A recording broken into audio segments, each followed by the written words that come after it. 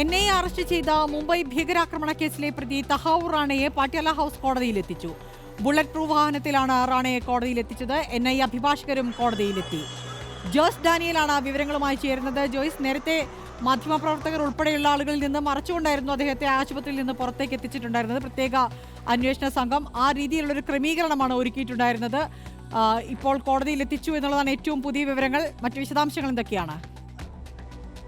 സൂചിപ്പിച്ചതുപോലെ തന്നെ വലിയ രീതിയിലുള്ള ഒരു സുരക്ഷാ ക്രമീകരണമാണ് നിലവിൽ ഒരുക്കിയിരിക്കുന്നത്. പ്രത്യേകിച്ചും മാധ്യമങ്ങൾക്ക് ഒരു ദൃശ്യങ്ങളും ലഭിക്കാത്ത രീതിയിലുള്ള വലിയൊരു വാഹന വ്യൂഹം തന്നെയാണ് വേഗത്തിലാണ് ഇപ്പോൾ തഹാവൂർ റാണയെ എൻ.ഐ.എയുടെ പ്രത്യേക കോടതിയിലേക്ക് എത്തിച്ചിരിക്കുന്നത്. ദില്ലിയിലെ പട്യാലയിലുള്ള പ്രത്യേക കോടതിയിലാണ് ഇപ്പോൾ എത്തിച്ചിരിക്കുന്നത്. അവിടെ എൻ.ഐ.എയുടെ ഉദ്യോഗസ്ഥരൊപ്പം തന്നെ അഭിഭാഷകരും അടക്കം അവിടെ എത്തിച്ചേർന്നിട്ടുണ്ട്. പ്രധാനമായും നിലവിൽ എൻ.ഐ.എ കസ്റ്റഡിയിൽ ചോദിക്കുമെന്നാണ് നിലവിലെ ഘട്ടത്തിൽ നമുക്ക് മനസ്സിലാവുന്നത്. ആദ്യഘട്ടത്തിൽ 7 ദിവസത്തേക്ക് കസ്റ്റഡിയിൽ ചോദിച്ച ശേഷം ചോദ്യം ചെയ്യൽ അടക്കമുള്ള കാര്യങ്ങളുണ്ട്. അതിനുശേഷം മാത്രമേ തുടർ നടപടികളുമായി മുന്നോട്ട് പോകുകയുള്ളൂ. ഏതായാലും ഇതുമായി ബന്ധപ്പെട്ട നടപടിക്രമങ്ങൾ തുടങ്ങിയെന്നാണ് ഇക്കാര്യത്തിൽ നമുക്ക് മനസ്സിലാക്കാൻ കഴിഞ്ഞിരിക്കുന്നത്. അഡീഷണൽ ജഡ്ജ് ചന്ദ്രജിത് സിംഗ് ആണ് ഇതിൽ വാദം കേൾക്കുന്നത്. പ്രധാനമായും എൻ.ഐ.എ ഉയർത്താൻ സാധ്യതയുള്ളത് നിലവിൽ നിരവധി തെളിവുകൾ, മുംബൈ ആക്രമണവുമായി ബന്ധപ്പെട്ട നിരവധി തെളിവുകൾ ഇദ്ദേഹത്തിനെതിരെ ഉണ്ട്. പ്രധാനമായും ഇതിന്റെ സൂത്രധാരനുമായി സംസാരിച്ച ഫോൺ കോളുകൾ, അതിന്റെ റെക്കോർഡുകൾ അടക്കം കയ്യിലുണ്ട്. അതുകൊണ്ട് ഇതുമായി ബന്ധപ്പെട്ട് കൂടുതൽ അന്വേഷണം നടത്തേണ്ടത് ആവശ്യമാണ്, ചോദ്യം ചെയ്യൽ നടത്തേണ്ടത് ആവശ്യമാണ്. അതുകൊണ്ട് കസ്റ്റഡിയിൽ വിടണമെന്ന ആവശ്യമായിരിക്കും ഇതിൽ എൻ.ഐ.എ ഉന്നയിക്കുക. ഏതായാലും ഈ ഒരു കോടതി നടപടികളിലേക്ക് മാധ്യമങ്ങൾക്ക് പ്രവേശനം ഇല്ല എന്നാണ് ഈ ഘട്ടത്തിൽ മനസ്സിലാക്കുന്നത്. അതിനൊപ്പം തന്നെ ഒരു വലിയ വാഹന വ്യൂഹത്തിൽ ബുള്ളറ്റ് പ്രൂഫ് വണ്ടികളിലാണ് നിലവിൽ തഹാവൂർ റാണ ഈ ഒരു കോടതിയിലേക്ക്, പട്യാലയിലെ എൻ.ഐ.എയുടെ പ്രത്യേക കോടതിയിലേക്ക് എത്തിച്ചിരിക്കുന്നത്. ഈ നടപടികൾക്ക് ശേഷം ഇനി എങ്ങോട്ടാണ് തഹാവൂർ റാണയെ കൊണ്ടുപോകുക എന്നുള്ളൊരു ചോദ്യമുണ്ട്. പ്രത്യേകിച്ചും ബീഹാർ ജയിലിലേക്കാണോ അതോ എൻ.ഐ.എയുടെ ആസ്ഥാനത്തേക്കാണോ കൊണ്ടുവരിക എന്നുള്ളൊരു ചോദ്യം നിലനിൽക്കുന്നുണ്ട്. എന്തായാലും വലിയ സുരക്ഷാ വലയത്തിലാണ് തഹാവൂർ റാണയെ ഇപ്പോൾ നിലവിൽ പട്യാല കോടതിയിലേക്ക് എത്തിച്ചിരിക്കുന്നത്. ഇനി നടപടിക്രമങ്ങൾ പൂർത്തിയാക്കിയ ശേഷം എങ്ങോട്ടാകും കൊണ്ടുപോകുക എന്നുള്ള കാര്യത്തിൽ ഇപ്പോഴൊരു വ്യക്തത കുറവുണ്ട്.